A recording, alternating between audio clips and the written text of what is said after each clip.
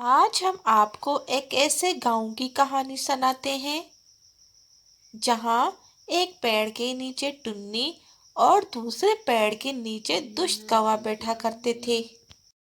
ٹنی بہت ہی غریب پکشی تھی اور اس نے اپنے بچوں کو پیٹ پالنے کے لیے اس پیڑ کے نیچے بیٹھ کر بھیک مانگا کرتی تھی، کیونکہ ٹنی تو پڑھنا لکھنا بالکل نہیں جانتی تھی، تو اس نے یہ بھیک مانگنے والا کام شروع کر لیا تھا۔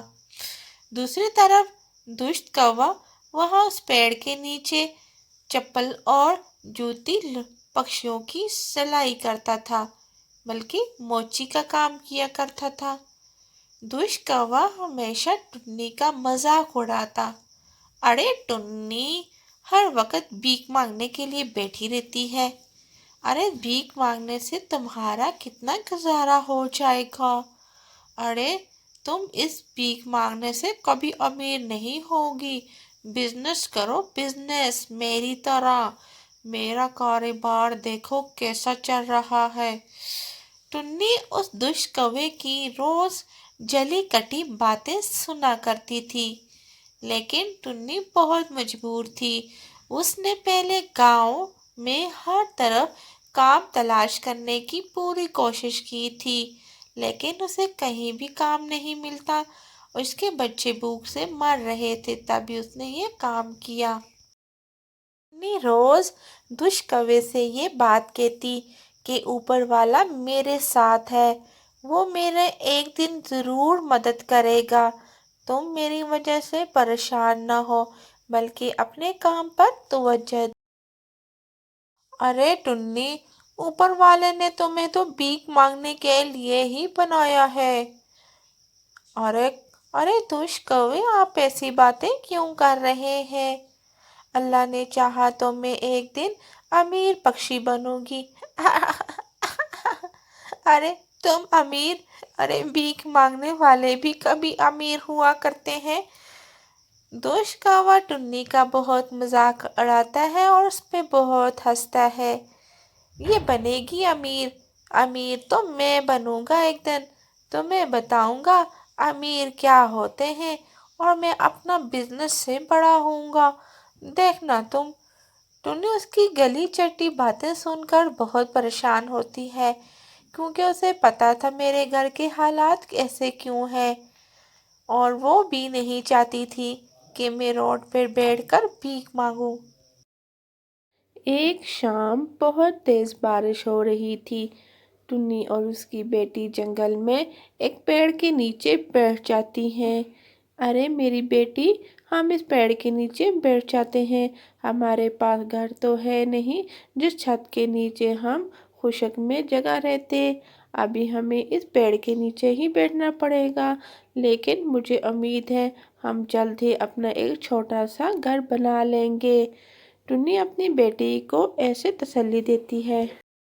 ایک دن ٹنی اپنے پیڑ کے نیچے بھیک مانگنے کے لیے بیٹھی تھی، وہاں ایک بڑا سیٹھ آ جاتا ہے۔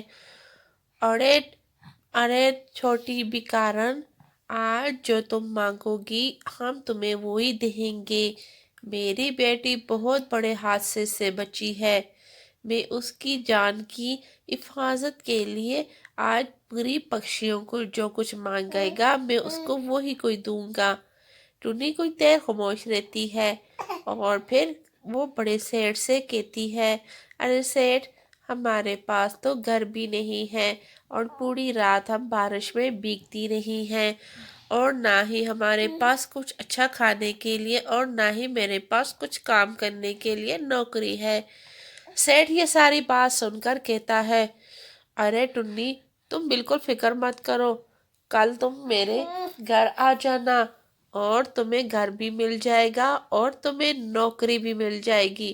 ٹنی یہ بات سن کر بہت خوش ہو جاتی ہے اور وہ سیٹھ کا شکریہ ادا کرتی ہے، اور وہاں پر کالو دشت کوا بھی یہ ساری باتیں سن رہا تھا اور اس کے دل میں بہت زیادہ جلن پیدا ہوتی ہے۔ ٹنی کو جب سیٹھ اتنی بڑی آفر کرتا ہے تو ٹنی کی خوشی کی انتہا ہی نہیں رہتی، اور سیٹھ اسے अपने घर आने का कहकर वहाँ से चला जाता है। टुन्नी कहती है, देखो अल्लाह ने हम पर कितना बड़ा करम किया है। और ये दुष्ट कौवा कहता था कि तुम गरीब पैदा हुई हो और हमेशा गरीब ही रहोगी। अरे टुन्नी, ये बड़ा सेठ तुम्हें बेवकूफ बना रहा है। ये कभी भी सेठ कभी किसी को कुछ नहीं दिया करते सिवाय अठानी के। हा हा हा हा। ये तुमसे मजाक कर गया है। तुम इस बड़े सेठ के घर की तरफ मत जाना, कहीं तुम्हें अपनी नौकरानी ही न बना ले बर्तन धोने के लिए। ये बड़े सेठ ऐसे ही करते हैं। टुन्नी कालू की बातों पर कान नहीं धरती, बल्कि वो सुबह जाने का बारे में सोचती है। कालू उसे बहुत सारी बातें सुनाता है, लेकिन टुन्नी इसकी एक बात का भी जवाब नहीं देती। सुबह होते ही टुन्नी सेठ के घर चली जाती है। सेठ टुन्नी से कहता है, अरे टुन्नी, अरे टुन्नी, गांव के नुक्कड़ पर मेरा ऐसा ही बिल्कुल घर है। आज के बाद वो घर तुम्हारा है और कल से मेरे ऑफिस में तुम काम करने के लिए भी आ जाना और तुम्हें एक अच्छी सैलरी भी दूंगा और तुम्हें भीख मांगने की बिल्कुल ज़रूरत नहीं पड़ेगी। टुन्नी ये बात सुनकर बहुत खुश हो जाती है। उसे लगता है जैसे तो वो कोई सपना देख रही है और वो सेठ का शुक्रिया अदा करती है। फिर अमीर पक्षी बन जाती है और टुन्नी फिर गरीब पक्षियों का बहुत ख्याल रखती है। वो गरीब पक्षियों को बुलाकर उन्हें थोड़ी बहुत रकम देती और उनको उनके पाँव पर खड़ा होने की उम्मीद देती।